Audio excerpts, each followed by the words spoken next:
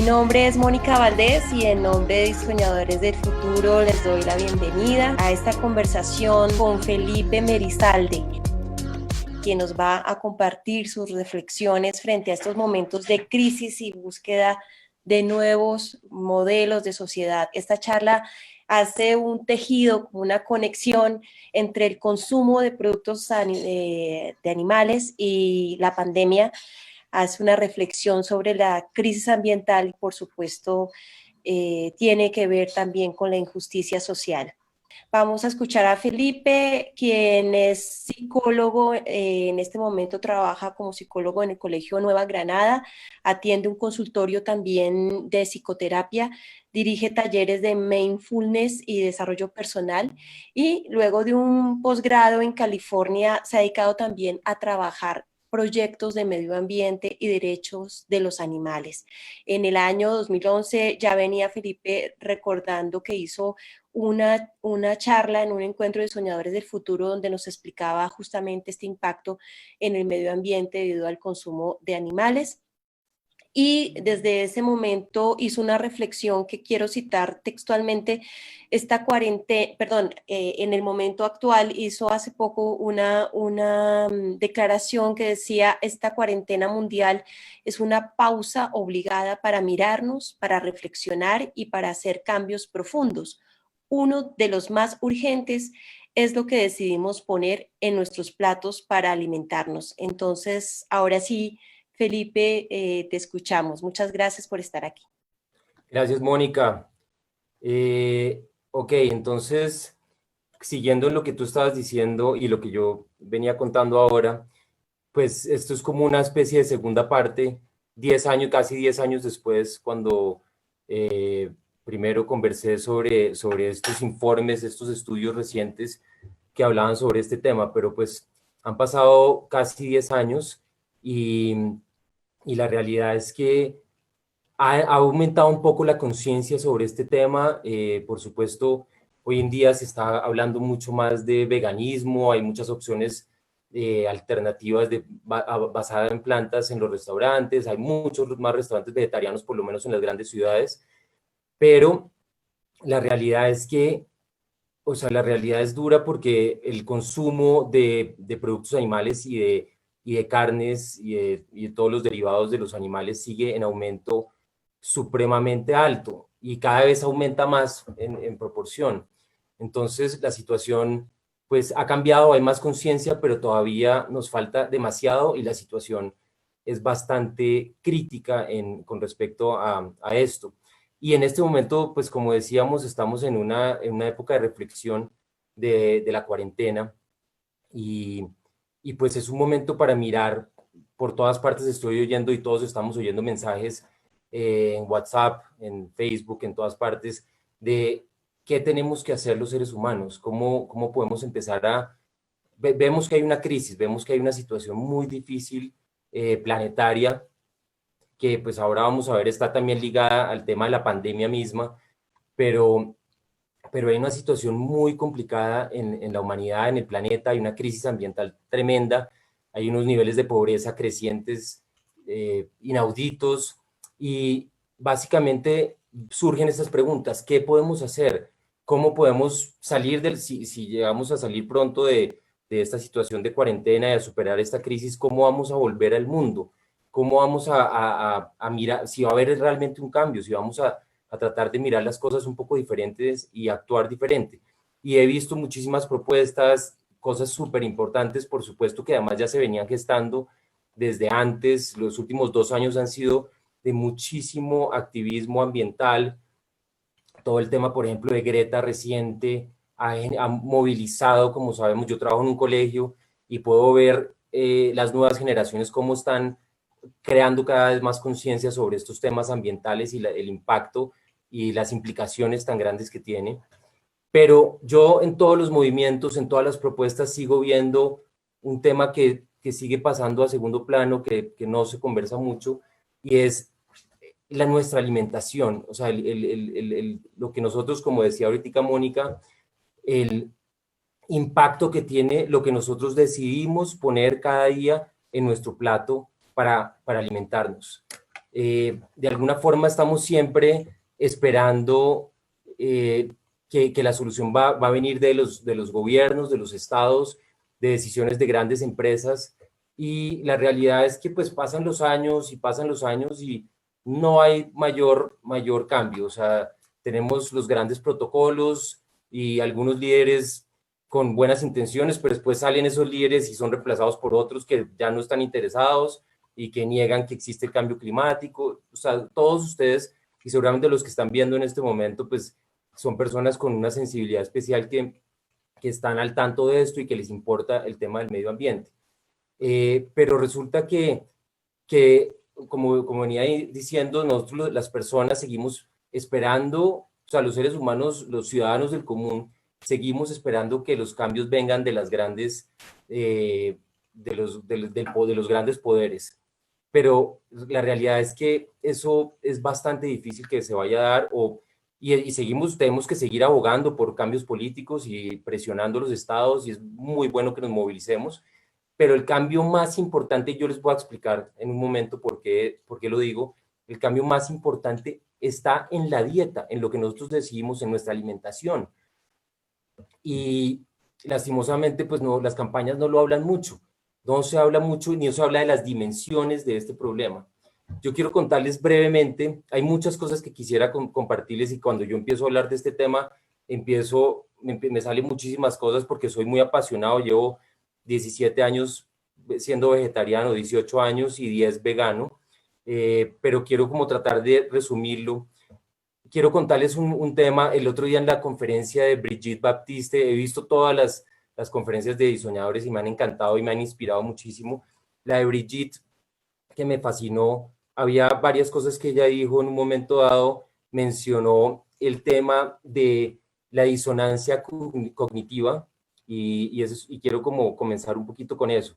La disonancia cognitiva, yo soy psicólogo y de pronto ustedes no conocen el término, pero es cuando a nosotros nos han, digamos, nosotros tenemos un sistema de valores, de creencias muy rígido y que de alguna forma psicológica y emocionalmente nos protege y nos ayuda a vivir en este mundo, interactuar en el mundo.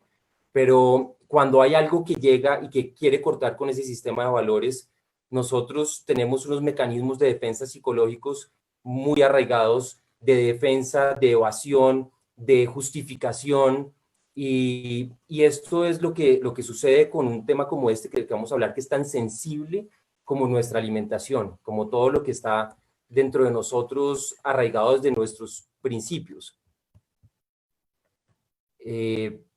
Entonces, acá es muy importante entender el concepto de disonancia cognitiva. Yo les voy a compartir un poquito lo que sucedió en mi proceso, muy resumidamente.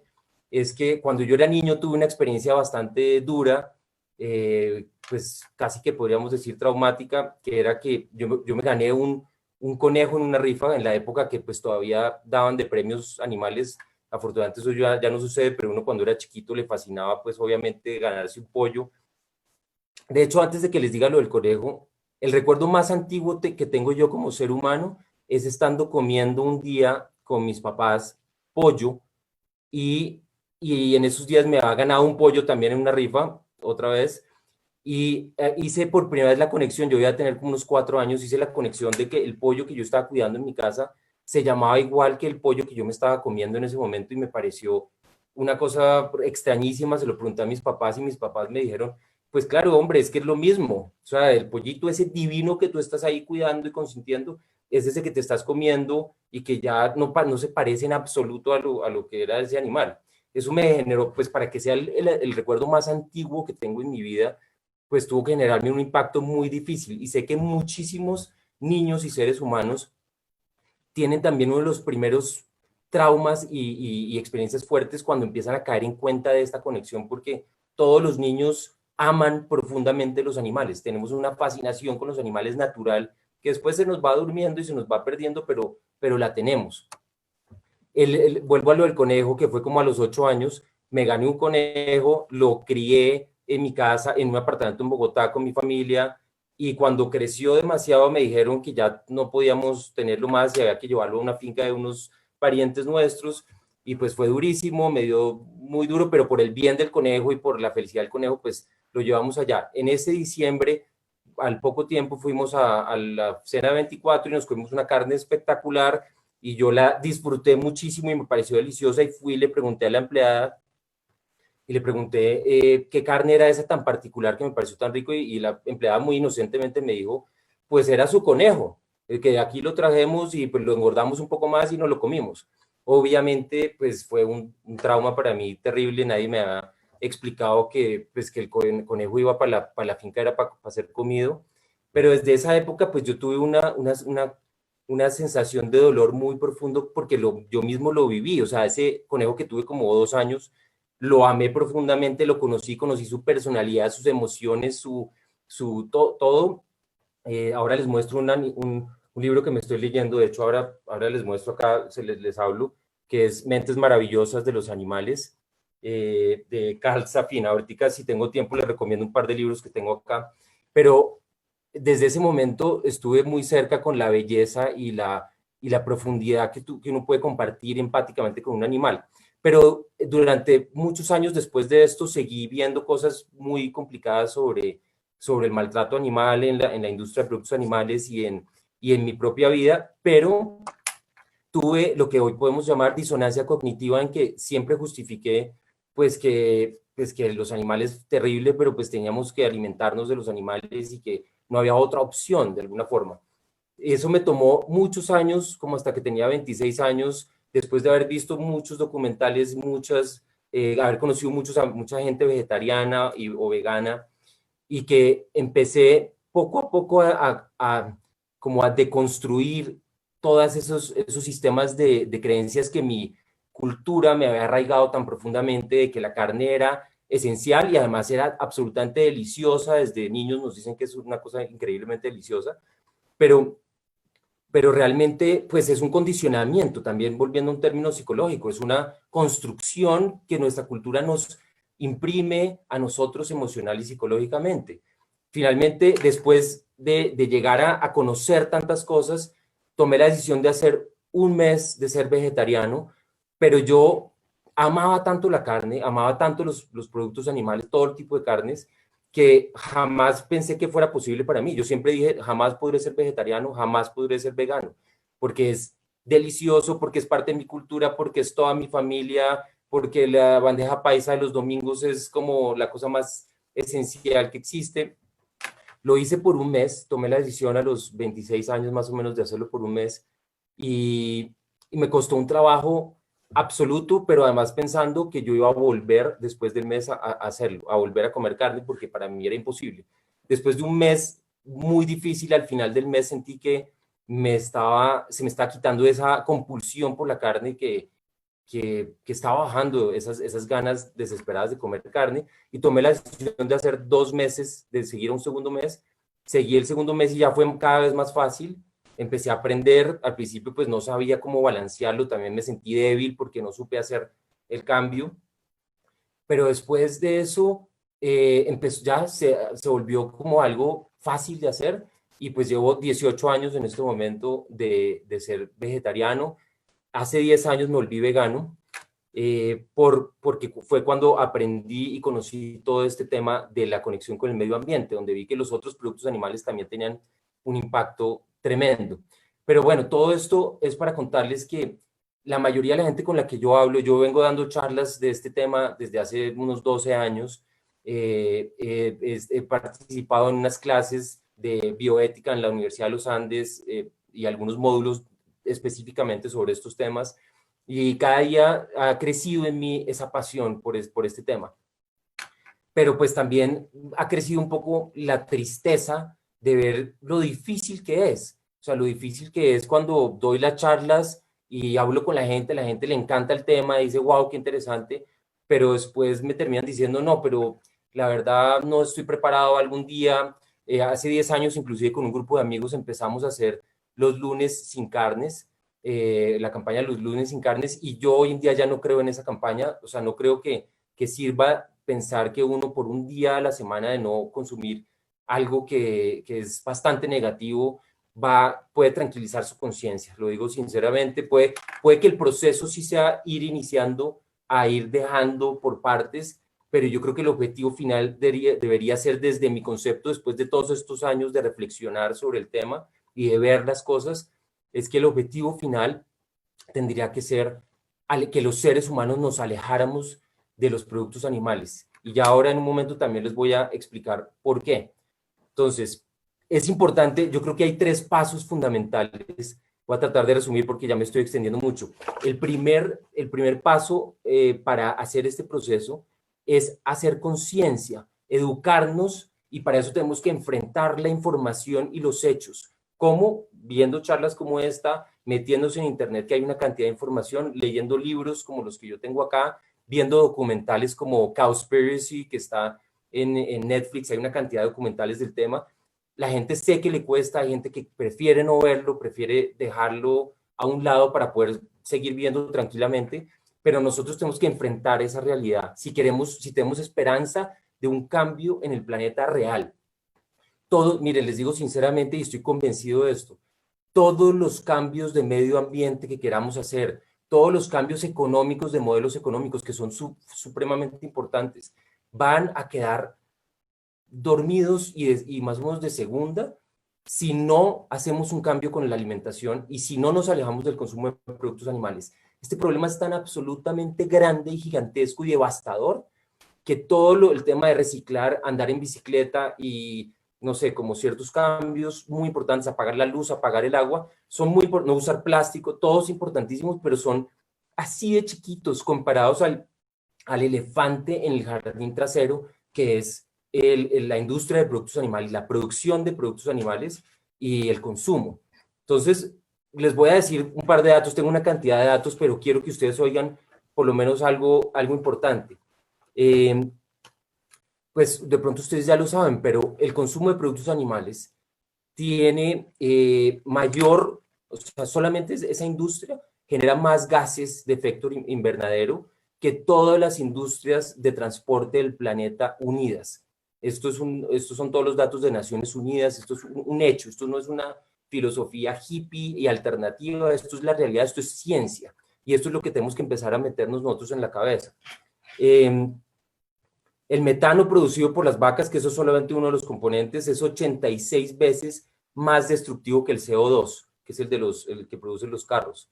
Les puedo decir, voy a escoger aquí como cosas bien importantes que me gustaría compartir con ustedes.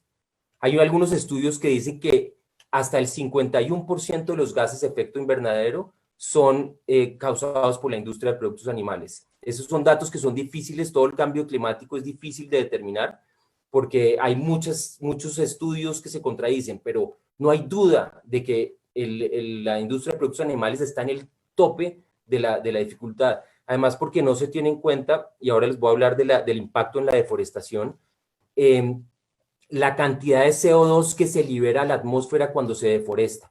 O sea, ya les voy a explicar que la industria de productos animales es de lejos el primer deforestador y destructor de la naturaleza, pero no se ha tenido en la mayoría de los estudios en cuenta todo el CO2 que se libera, que está guardado en los bosques. Esos son procesos biológicos que de pronto, yo no soy biólogo y lo pueden estudiar con más detalle cuando quieran. En internet está llena de información. Pero entonces, les doy datos así para que miren muy fuertes. Aproximadamente el 91% de la deforestación del Amazonas es causado por la industria de productos animales. Esto es una cosa absolutamente loca. Y en el planeta, pues, la línea es más o menos similar porcentual. Además, porque mucho de lo que hay en el Amazonas es sembrado de soya, pero esta soya es principalmente dirigida a alimentar no solamente vacas, sino cerdos, pollos. O sea, toda la industria de productos animales está involucrada en esto. Muchas veces a mí me dicen, bueno, voy a dejar de comer carne roja. Yo los felicito si lo hacen, pero no tranquilicen su conciencia por eso, porque eso es solamente un paso muy pequeño. O sea, por lo menos espero que la conciencia esté un poco intranquila cuando nos hacemos conscientes de esta realidad. Otro tema que veo acá importante es casi el 80% de los antibióticos que se producen en el planeta son utilizados para la industria de productos animales y no para el ser humano. Entonces, cuando ustedes están comiendo productos animales, están metiendo en sus cuerpos una cantidad de antibióticos, lo cual hace que después no puedan tener efecto cuando realmente se van a necesitar. Ese es otro de los grandes problemas que existen. Por otro lado, los océanos. También hay mucha gente que me dice, bueno, estoy comiendo solo pescado, en inglés es pescatarian o algo así, y también sienten, wow, pues sí, de pronto otra vez es un paso, pero la situación de los océanos, les quiero decir que es lo más deprimente y lamentable que hay en este momento en toda esta crisis, ¿sí? Entonces, solamente les digo un dato porque hay muchísimos datos terribles. No quiero tampoco amargarles totalmente el día, pero es importante que oigan un par de cosas. Se considera que es bastante probable que si seguimos en este ritmo, en el 2048 no va a haber vida en absoluto en los océanos. Los océanos van a ser grandes desiertos. Todos los días, acá hay unos datos increíbles, más o menos son como 600 millones de toneladas de pescados, de peces que se sacan al año de los océanos para surtir al planeta. O sea, cuando uno empieza a ver las cifras, todo es absolutamente aterrador, ¿sí? Es absolutamente aterrador el nivel de destrucción que tenemos. Entonces, y por otro lado, en conexión hay muchas cifras de naturaleza. Bueno, les digo solamente una más. Se calcula que más o menos alrededor de 110 especies al día se desaparecen y son extintas entre plantas y animales diariamente por causa de la deforestación. Y volvemos otra vez al tema de que el 90% más o menos de la deforestación es por causa de la industria de productos animales. En Colombia es igual, tengo todos los datos de Colombia. En Colombia es de los países que más deforestan en el planeta y la mayor parte de la deforestación es para meter vacas. Eso tiene unos otros problemas también de gobierno y de apropiación de tierras, muy complejo el fenómeno, pero siempre está la industria de productos animales detrás de los más grandes desastres que se están dando en este planeta. Y yo quiero decir una cosa, antes de seguir, tampoco quiero satanizar a las industrias totalmente, sino porque pues también viene de una tradición muy antigua, son modelos económicos muy complejos, pero no podemos quedarnos tampoco como diciendo, bueno, pobre porque hay tanta gente que vive de esa industria. Tenemos una situación de una emergencia en donde tenemos que hacer algo urgentemente. Entonces, hay otro tema que, digamos, cuando yo hablaba de injusticia social, acá hay uno de los temas más delicados y que también tenemos como que no somos conscientes de esto. La industria de productos animales produce, digamos, la mayor parte de la agricultura en el planeta está dedicada a producir alimento, no para alimentar directamente al ser humano, sino para alimentar a todos esos animales que se van a convertir después en huevos, lácteos, quesos, carnes, jamoncitos, toda la cosa que está montada en este planeta. Entonces, esto está estrechamente ligado con la situación más dramática a nivel social que existe en el planeta, que es el hambre mundial. El hambre mundial está cerca de 1.000 millones de personas padecen hambre actualmente en este planeta. Y en realidad, si nosotros empezamos a ver toda esa cantidad de alimento que se está produciendo, en este momento se está produciendo alimento en este planeta para más de 10.000 millones de personas. Si todo el alimento que se produce fuera al ser humano directamente, alcanzaría para más de 10.000 millones de personas. Y no alcanza. La realidad es que no alcanza porque, pues como les digo, todo está dirigido a la industria de productos animales, o una demasiado grande parte. Entonces, acá hay muchos temas que nos parecen increíbles. De hecho, a veces cuando yo hablo de estos temas en las charlas, en los conversatorios, hay un gran asombro en la mayoría de las personas porque dicen, pero nosotros, ¿por qué no estamos enterados de esto? ¿Por qué no sabemos? Y la realidad es que, pues no, yo he estado en muchas organizaciones de medio ambiente en estos años. No quiero, digamos, atacar porque sé que han hecho grandes obras, pero también hay una disonancia cognitiva, creo yo, muy fuerte en las mismas organizaciones de medio ambiente, porque también hay grandes ambientalistas que no quieren dar ese paso. Yo he hablado he tenido la oportunidad de hablar con ambientalistas muy importantes a nivel global y me han dicho, yo soy capaz de hacer todo, o sea, yo soy capaz de andar en mi bicicleta, de no sacar el carro nunca, de bañarme 1 minuto cada 8 días, si es el caso, todo, todo, pero mi carnecita, mi carnita y mi jamoncito, sí, déjenmelo quieto, por favor. Yo no entro en mucha discusión, pero pues digo, pues no estamos haciendo nada, o sea, esto es duro lo que estoy diciendo, pero no estamos haciendo nada. O sea, si los grandes líderes ambientales de este planeta tienen ese discurso, pues yo creo que estamos jodidos, perdón la palabra, sí, estamos jodidos porque tampoco podemos esperar nada de ellos. No estoy hablando de todos, pero sí muchísimos.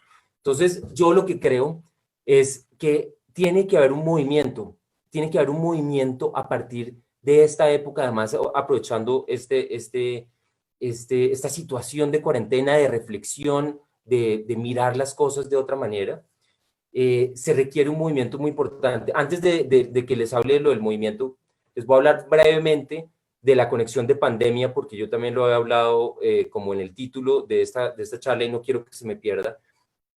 Hay una conexión muy ligada a todas las enfermedades, a las pandemias y a las enfermedades más grandes que se están viviendo en el planeta, incluido el cáncer, pero digamos en el tema de pandemias, hay un debate en este momento cuál es el origen real de la pandemia actual del coronavirus, pero sabemos y lo dicen todos los microbiólogos y todos los expertos en epidemias que la destrucción de la deforestación, el aumento de la deforestación hace que entremos en los lugares donde están una cantidad de virus que han estado ahí por millones de años sin ningún problema, sin ningún contacto con los seres humanos por lo menos, y al expandir y al destruir la naturaleza salen esos virus. La mayor parte de los virus que estamos padeciendo actualmente en el planeta tienen que ver directamente con esta industria, con la industria de productos animales, que es la principal generadora de deforestación en el planeta. Y pues, digamos, no sabemos todavía confirmado ahora, en estos 2 días ha habido mucho debate sobre el origen del coronavirus, si fue en un laboratorio o si fue por la famosa sopa de murciélago. Independientemente de cuál vaya a ser la definición de esto, la respuesta a esto, sí hay muchos virus que han iniciado por nosotros estar alimentándonos de este tipo de animales, ¿sí? Entonces, además, no solamente de estar comiendo animales exóticos, sino también de la forma como estamos teniendo a todos los cerdos y a todas las vacas, pues no todas están hacinadas, pero la mayoría de los cerdos y pollos sí viven un hacinamiento horrible. No les he hablado de lo horrible y lo oscuro que es la industria de productos animales en cuanto al maltrato y la tortura de los animales, que es lo más doloroso que existe, pero todo está conectado con esto. O sea, nosotros torturamos y esclavizamos a los animales y nosotros recibimos como respuesta a ese horror que llevamos haciendo durante tanto tiempo, enfermedades, miseria, hambre, destrucción de la naturaleza. Todo esto, yo creo que todos son ciclos. Lo que uno da, uno recibe. Eso también lo estaba hablando en algún momento, creo que era Pacho de Rú, alguien de las charlas en estos días. Uno no puede esperar que uno haga semejantes cosas tan terribles como las estamos haciendo los seres humanos y que no pase nada. Esto es el efecto de comportamientos por ignorancia. Yo no quiero juzgar a la gente que lo hace. Mi gente más querida y mi familia más querida come carne y no voy a dejar de quererlos nunca. Pero es un tema de la misión que tenemos los seres humanos es cortar con esta disonancia cognitiva. Y este es el momento para pensarlo y empezar a trabajar profundamente en eso. Yo lo que estaba hablando para terminar este punto es, se requiere un movimiento urgente, y yo he venido pensando en esto hace mucho tiempo. En el 2014 estuve en una conferencia en Inglaterra con grandes ambientalistas. Durante todo el evento no se mencionó una cosa sobre esto. Al final yo hablé del tema y se abrió el tema como si nunca se hubiera hablado y todos aceptaron que sí, que la industria de productos animales está en el centro de todo. Y yo preguntaba, ¿pero por qué no lo hablaron en todos estos eventos maravillosos de eruditos? ¿Por qué nadie lo habló? No, porque es un tema difícil, porque la gente no está lista para dejar de comer carne, en fin.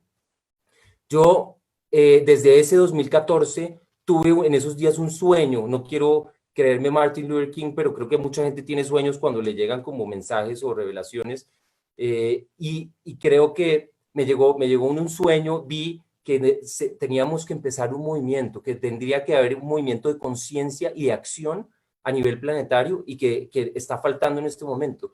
Y lo vi clarísimo como un movimiento que tenía como símbolo una bandera, que es la bandera verde y azul. La bandera verde y azul es símbolo, después lo reflexioné más y lo elaboré más, pero básicamente la bandera verde y azul es la bandera del planeta Tierra y es la bandera de todos los seres humanos. Aparte de sus naciones y sus pequeñas banderas, tenemos una bandera específica que es la bandera de nuestro planeta, nuestra gran nación, nuestro hogar, que es la Tierra. Y sus colores son el verde y azul, los océanos y las selvas y la naturaleza. Y a mí me parece un símbolo supremamente poderoso, que como existen las banderas de la paz, la bandera blanca, la de la Cruz Roja, la diversidad sexual del arco iris, se requiere un símbolo que es esta bandera, y yo he tenido como esa intención. Yo trabajo en otras cosas y no he tenido mucho tiempo, pero ahora volví a reconectarme con esa posibilidad y quiero comenzar ese movimiento. Ya abrimos en estos días con unos amigos una página en Facebook que se las quiero compartir. Hasta ahora, hoy la iniciamos, de hecho, hoy sería como el primer momento y quiero, o sea, estamos muy recién arrancados, pero quiero que sea una organización, una fundación, y ahora lo podemos conversar cuando sean las preguntas. Tengo acá la dirección, yo no sé si se ve, pero es básicamente Facebook, The Blue and Green Movement. La pongo en inglés porque la idea puede que esté aspirando a demasiado, pero quisiera que se expandiera este concepto y este movimiento a nivel global, porque no existe ese movimiento en este momento, y es la conciencia de la urgencia que tenemos todos los ciudadanos del común, sin esperar a nuestros gobernantes y a nuestras grandes empresas, que nosotros hagamos el cambio, que nosotros hagamos el cambio aprendiendo a comer una dieta balanceada a base de plantas, de lo que produce la tierra, y no de todas estas carnes, de todo este horror, de todo este dolor y toda esta destrucción. Entonces, quiero, de pronto podemos seguir en contacto en estos días, el que esté interesado me puede escribir, pero la idea es que montemos con una idea de hermandad humana un nuevo movimiento, que sea el movimiento de esta bandera, y el concepto se siguen con todos los proyectos que existen de medio ambiente, plástico, todo lo que sea, pero esta bandera tiene el objetivo específico, es del cambio en la alimentación, que es lo más urgente que tenemos en este momento, es lo más urgente. Hay muchas más cosas que les quisiera decir, pero comencemos de pronto la conversación, si está bien con ustedes y si tienen preguntas, y vamos desarrollando aquí un poquito el tema. Genial, muchísimas gracias, Felipe. Ya tenemos varias preguntas y para moderarlas te va a apoyar Lucía Moncada. Muchas gracias, Lucía. Aquí te dejo el balón a ti. Hola, Mónica, muchas gracias. Tú siempre también has estado apoyando todo tras bambalinas, de manera que un agradecimiento muy especial para ti. Y a Felipe le voy a hacer dos preguntas que vienen de la misma persona y se refieren al mismo tema. Susana Castellanos pregunta, ¿puedes explicar más claramente el tema de la disonancia cognitiva con el consumo de productos animales? ¿Y por qué, si los humanos han comido carne durante siglos, ahora es que debe tomar fuerza el no consumo de productos animales o veganismo? Perfecto. Gracias, Susana. Susana me ha acompañado en muchos de estos eventos de medio ambiente y entonces pues tenemos todo el tiempo estamos hablando sobre estos temas juntos. La disonancia cognitiva, no sé, digamos que les puedo decir brevemente, voy a tratar de responder lo más rápido posible para oír todas las preguntas que se puedan. La disonancia cognitiva es ese miedo que tenemos nosotros de romper con nuestros valores y con nuestra tradición, y está conectada con la segunda parte de la pregunta. Llevamos pues probablemente toda la historia de la humanidad comiendo productos animales, y por eso no se trata de juzgar ese acto per se como malo, como algo negativo. En muchas ocasiones y en muchas circunstancias nos sirvió para sobrevivir, pero en este momento está tan arraigado en nosotros que todavía sentimos que necesitamos alimentarnos de productos animales para sobrevivir y para estar saludables. Resulta que no. Es claro que no. Una dieta basada en plantas totalmente natural y venida de la tierra, si es balanceada y si cumple con todos los requisitos básicos que se pueden aprender en internet en cualquier lado, y tenemos, gracias a Dios, toda la tecnología para aprenderlo, es mucho más saludable que una dieta a base de animales, de productos animales. Se tiene, una cosa que digo que es importante, se tiene que tener en cuenta solamente aparte de los alimentos, tener un suplemento de vitamina B12, que es lo único que no se puede suplir en la naturaleza, y recibir suficiente sol. La vitamina D también, para una persona vegana tiene que suplementar con B12 y con vitamina D. Pero para terminar esta respuesta, toda la historia seguramente hemos comido productos animales, pero en este momento es absolutamente urgente porque no es sostenible para el planeta, para nuestra salud, para todas las enfermedades, para el hambre mundial, para todo. O sea, no podemos seguir consumiendo productos animales y hay que creer que sí se puede hacer el cambio, porque hay mucha gente que dice, no, eso no van a cambiar, ese cambio no se va a dar. Sí se puede hacer, pero tenemos que actuar y el cambio tiene que empezar por uno. Entonces, ok, eso sería la respuesta. Bueno, en ese sentido, Mariluz Zuluaga pregunta, ¿cómo explicas que en la Biblia y Evangelios hablan frecuentemente de los peces como alimento, cuando además sabemos que muchísimos pequeños pescadores en el mundo y concretamente en Colombia viven de la pesca? Excelente pregunta. Yo siento, a ver, ahí hay varias cosas, varios temas que se enfrentan. Conectado con lo que estábamos hablando hace un momento, hace parte de la tradición. Cuando hablamos de la época bíblica y antes y después, pues hace parte es un contexto histórico demasiado diferente. Sí, era una población humana mucho más reducida, donde los pequeños pescadores pues pescaban su alimento no para industrializarlo, sino para proveer su alimento. Y es el mismo caso con algunas regiones del planeta actualmente, donde Brigitte Baptiste estaba hablando también en su charla de todo la cuenca del Magdalena, en el Amazonas. Yo he estado muchas veces en el Amazonas con los indígenas, ellos pescan hacen su pesca en el río, y eso pues yo no creo que vaya a cambiar, ¿sí? Pero este no es el problema. El problema es la industrialización masiva que estamos teniendo actualmente de los productos animales, y sí creo que estamos en un punto en donde podemos decir que podemos evolucionar o que tenemos que evolucionar, ¿sí? Tenemos que dar un paso siguiente y pasar de destructores de los animales, de esclavizadores de los animales, a cuidadores, sabiendo además que podemos alimentarnos hoy en día perfectamente de una dieta balanceada a base de productos animales. Además, si aprendemos a cocinarlo bien, deliciosa. Hoy en día ya existen los postres más increíbles veganos, inclusive a la gente que le fascina las carnes veganas, pues también cada día son más ricas y más parecidas a las carnes. A mí eso no me atrae tanto. Quesos perfectamente iguales a los quesos. Hoy en día existe de todo. Entonces, y cada día se puede ir masificando más y accediendo más. Pero la dieta básica de verduras y frutas y cereales, que es súper económica, mi mercado es el más barato que existe, es una delicia y es el más saludable que existe. Bueno, pregunta Gustavo Mauricio García. ¿Y de la industria agrícola y alimentaria en comparación, qué puedes decir en cuanto a deforestación, producción de CO2 y tóxicos de agroquímicos? Claro, esa es una excelente pregunta, Gustavo Mauricio, porque yo, digamos, cuando estoy hablando de esto, no quiere decir que no haya una situación agrícola mundial general muy complicada con todo el tema, además, por ejemplo, de las semillas, de las patentes de las semillas, de los transgénicos. O sea, es un tema muy, muy complejo. Pero yo lo que les puedo decir es que cuando uno empieza a ver los porcentajes, es cuando se empieza a dar cuenta de las dimensiones. Si nosotros llegáramos, hipotéticamente, y ojalá se pudiera, a hacer una transición planetaria hacia una dieta basada en plantas, podría haber, primero que todo, como lo dije al principio, muchísimo más alimento y se requeriría mucho menos la utilización de químicos, agroquímicos y de las semillas transgénicas y de todo el tema transgénico que hay en este momento.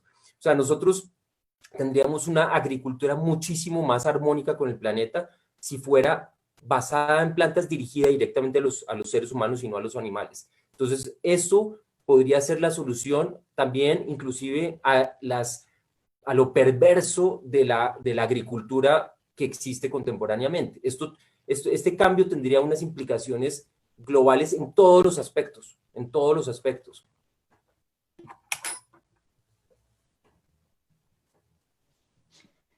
Bueno, María Eudoxia, bueno, te voy a juntar dos que son de Olga Muñoz y de Darío Sendoya.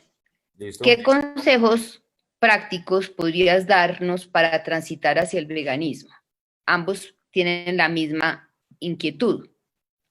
Ok, perfecto. Bueno, primero que todo, estamos empezando las páginas nosotros con el movimiento Azul y Verde, que la idea es que quisiéramos como poner toda la información que se pueda de recetas, de sitios, de links, de videos de YouTube, pero lo que sí les puedo decir es que, a ver, el cambio primero es, tenemos hoy en día primero que todo, como lo dije antes, es importantísimo que se documenten de toda la situación que hay porque se requiere mucha motivación para hacer el cambio y mantenerse. Si uno no se entera y si no lo estudia y si no lo mantiene, yo ando con mis libros en mi mesa de noche prácticamente, todo el tiempo los tengo, una cantidad de libros, la dieta de The World Peace Diet, la dieta de la paz del mundo, donde sigo constantemente leyendo, informándome para no dormirme otra vez, porque a uno el sistema y la cultura nos arrastran. Entonces nosotros yo conozco mucha gente que lo hace por 15 días, me volví vegano, me volví vegetariano, y después los hábitos y la cultura, y uno se le olvida y se le olvidó todo lo que había aprendido. Entonces yo creo que primero que todo hay que motivarse. Segundo, Internet está lleno de sitios de recetas, de páginas, y por ejemplo en cada ciudad uno puede entrar y pone uno por ejemplo veganismo o Bogotá vegana, por ejemplo, solamente es así de sencillo y te salen toda una cantidad de páginas que te dicen con detalles cuáles son los restaurantes, los mercados, los platos alternativos en todas partes, grupos donde si tú te quieres reunir con grupos para hablar de estos temas, para generar activismo, o sea, tenemos la tecnología en nuestras manos y ese es el consejo más grande, y que empiecen además que abran su mente a probar nuevas cosas, a experimentar un poco y a saber que al estar haciéndolo, están ustedes ayudando de la manera más espectacular al cuidado de los animales, a respetar la dignidad de los animales, a respetar la naturaleza y a respetarse a ustedes mismos, a recuperar la dignidad humana y no destruyéndose con todos los contaminantes que nos estamos metiendo usualmente en nuestra dieta.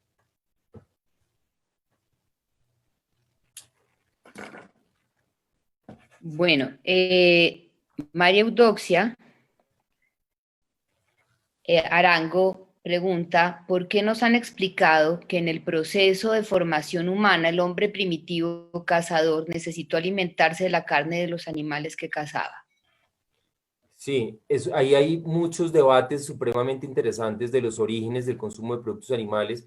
Se considera que originalmente el ser humano fue recolector y por lo tanto no cazador, pero sí fue desarrollando habilidades de caza y muy probablemente por condiciones particulares geográficas donde se encontraban ciertas poblaciones, se empezó a necesitar hacer uso de la cacería, además porque está muy relacionado con el desarrollo cognitivo y del cerebro en cuanto al desarrollo de herramientas, ¿sí? Y de la habilidad de cooperación. O sea, hay mucha historia con respecto a esto. Esto efectivamente sucedió y existió desde los orígenes de la humanidad, pero volviendo, digamos, a lo que veníamos diciendo hace un rato, eso hace parte de nuestra historia evolutiva y probablemente en algún momento muy necesaria, pero este es un momento histórico muy particular en donde todo esto pues ya empieza a perder validez y deja de ser una justificación, digamos, para seguir alimentándonos con productos animales, que algunas personas dicen, toda la vida hemos comido productos animales, hemos cazado, hemos comido el animal. Además, mucha gente dice, esto es parte de la cadena alimenticia, unos se comen a otros. Yo quiero decirles algo muy claro. El ser humano no hace parte de la cadena alimenticia del planeta.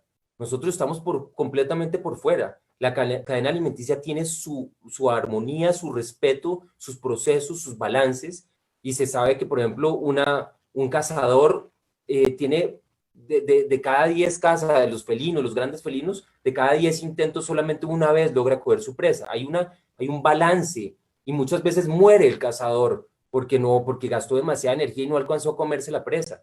Entonces hay un balance mucho más justo entre la presa y el cazador, pero nosotros simplemente destruimos todo, lo poseemos completamente. Nosotros no estamos en esos ritmos de caza y presa. Nosotros industrializamos los animales, los esclavizamos para producir pedazos de carne que se venden, filetes que se venden en el supermercado o en un restaurante con hierbitas decorados y se ve súper bonito. No sabemos todo el sufrimiento y todo el dolor que viene detrás de ese filete tan bonito que nos presentan en un restaurante.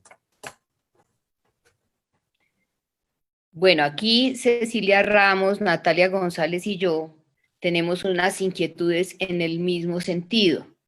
El desperdicio está dado para hacer, esto viene de parte mía, el desperdicio está dado para hacer crecer las industrias. De hecho, se deforesta más en Colombia para la ganadería que para la coca. Eso es una de las estadísticas que no están tan claras. Y sabemos quiénes son los de gana, lo que sea. Bueno, si los alimentos que se producen para los humanos le llegaran a las personas, o sea, no habría hambre. Se bota, se desperdicia gran cantidad de alimentos para no bajar los precios. Los alimentos teóricamente ecológicos también vienen empacados con icopor, con plástico y etcétera. Cecilia Ramos hacía lo mismo, dice que hay una crítica de fondo al modelo económico y de mercado, una forma de combatirlo es la transformación de la dieta. Para ser consistente habría que combatir la práctica de consumo irracional en general, de ropa, de productos tecnológicos, PCs, teléfonos, etcétera. Y Natalia González Ramos dice, en ese sentido, el problema no sería la ingesta de animales como tal, sino la industria de alimentos, entre ellos los animales, que está transformando lo que debería ser la práctica alimentaria, constituyéndose en impactos ambientales, económicos, de salud y en términos de la seguridad y autonomía alimentaria. Ok. Entonces empiezo con esa última, que es un punto muy, muy interesante porque está preguntando o diciendo que el problema no es el consumir productos animales, sino la industrialización. Yo, como desde mi perspectiva, el problema es principalmente la industrialización, pero no es el único problema. Yo considero, ya desde un lugar ético y reflexivo, reflexionando mucho, desde este punto he reflexionado mucho y considero que lo más grave es la industrialización y todo lo que eso conlleva, pero yo considero que cuando uno sabe y tiene la posibilidad de comer de una forma balanceada y sana productos de la tierra, ¿sí? Productos saludables de la tierra, no hace falta matar un animal, no hace falta quitar un animal de su vida. Y sí hay una diferencia muy grande entre un animal y una verdura o un vegetal, porque ese es otro, digamos, argumento que me han dicho muchas veces, que también le duele al vegetal y que también un tomate sufre. No, o sea, eso no lo podemos comparar, el sufrimiento de un tomate o de un animal. Cuando vemos un perro, o sea, nosotros no podemos comparar nuestros perros o nuestros gatos, que los vemos con sus sentimientos, con todo lo que tienen, con un pedazo de lechuga, porque además tienen sistema nervioso central, hay todo un tema biológico muy comprobado que marca una diferencia. Entonces yo creo que éticamente podemos superar la necesidad de comer animales cuando tenemos otras alternativas más saludables, además porque todos los estudios, por acá tengo un libro muy interesante que les puedo recomendar, que habla de todo el tema de la salud y efectivamente del impacto negativo en el cuerpo que tiene comer productos animales. Este es un libro que salió recientemente que se llama Comer para no morir, no sé si alcancen a verlo ahí, que es de todo el tema, todos los estudios y todas las implicaciones que tiene una dieta basada en animales comparada con vegetales. Entonces, ya está comprobado también que es infinitamente más saludable tener una dieta vegetariana o vegana, ojalá vegana, que con productos animales. Acá hay otro tema del consumo irracional, que el problema también es el consumo, un problema del modelo económico Y por supuesto, la situación que estamos viviendo actualmente tiene que ver con que nuestra sociedad está constituida y nuestro modelo económico está constituido para ser consumistas, ni siquiera es para consumir, sino para vivir, que nuestro motivo y sentido de vida sea consumir y además conectado con la obsolescencia programada, en donde los productos cada vez duran menos, o sea, todo el modelo es demasiado complejo y está en la raíz de todo esto. Lo que pasa es que, por supuesto, tenemos que hacer esos cambios y tenemos que abogar por esos cambios, pero un cambio práctico y que puede ser inmediato, que cada uno de ustedes que está oyendo esta charla puede empezar a hacerlo si quisiera hoy o mañana, sin tener que esperar a que los modelos económicos globales por los que abogamos que cambien, lleguen a tener una transformación. Ustedes sí pueden hacer el cambio ya. Obviamente, también en dejar de consumir cosas que no necesitan y la ropa, todo eso es importantísimo. Pero la alimentación es el centro y más importante de todos los consumos del planeta. Es lo que nos constituye además. O sea, si nosotros estamos comiendo, comemos 3 veces al día.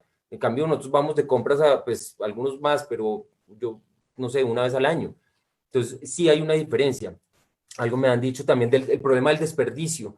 El problema del desperdicio es grandísimo, es otra de las cosas que tenemos que tener en cuenta y efectivamente hay muchas industrias que desperdician por el tema de la especulación de precios, pero todos, o sea, digamos que todos son cosas que tenemos que tener en cuenta y por los que tenemos que abogar, que luchar, pero yo estoy aquí hablando del cambio que puede hacer uno, otra vez, repitiendo, el cambio por el que puede arrancar uno en su casa, aquí y ahora. Hay otro problema grandísimo que también siempre se discute en estos temas, que es la sobrepoblación. Por supuesto, eso es un tema complejísimo a nivel global y que tenemos que también luchar para ver cómo podemos controlar ese crecimiento desproporcionado. Pero son procesos muy extensos, muy largos, muy complejos pues, a nivel global. La comida está aquí, cada vez que nos sentamos a comer. Lo fascinante es lo práctico que tiene este tema y las posibilidades de que cada uno de nosotros haga el cambio ya y que empiece además a ser un agente de cambio en el mundo. Con el tema que acabas de tocar de la sobrepoblación, Daniel Orjuela hace una pregunta que me parece como pertinente a ese tema, y es ¿qué porcentaje de población por niveles de ingreso consume carne y qué porcentaje es vegetariano? Claro, no tengo en este momento esos datos exactos, pero sí, eso es un tema también supremamente interesante porque hay una población muy grande en el planeta que no consume carne y prácticamente productos animales, pero no por no querer hacerlo, sino por impotencia económica, por pobreza. El problema que hay con eso es que a medida que van, digamos que entre comillas, desarrollándose los países o las sociedades, cosa que ese término de desarrollo tiene que ser muy cuestionado, pero por ejemplo en India, que ha sido vegetariana casi toda su historia, pero con ciertas poblaciones de India que empezaron a tener mayor ingreso económico, lo que se empiezan a ver en los estudios es que comienzan inmediatamente a consumir más productos animales porque los productos animales tienen un tema de estatus, de estatus económico. O sea, supuestamente la gente más pobre entonces se alimenta de frijoles y lentejas y arroz y frutas, de hecho, mucho más saludable que los países más ricos. Pero en la medida que van entrando, o China misma, China en muchas regiones rurales de China, con el ingreso de la industrialización y la occidentalización de China, empezaron a entrar masivamente el consumo de productos animales, por lo mismo, por estatus. Entonces, pues esos dos países que son tan grandes, China e India, son los que más están generando ese aumento en el consumo de productos animales a nivel global.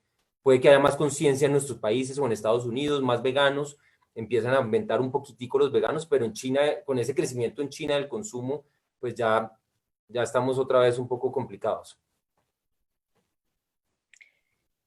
Bueno, Gustavo Wilches te felicita por tu charla y quiere agregar un comentario.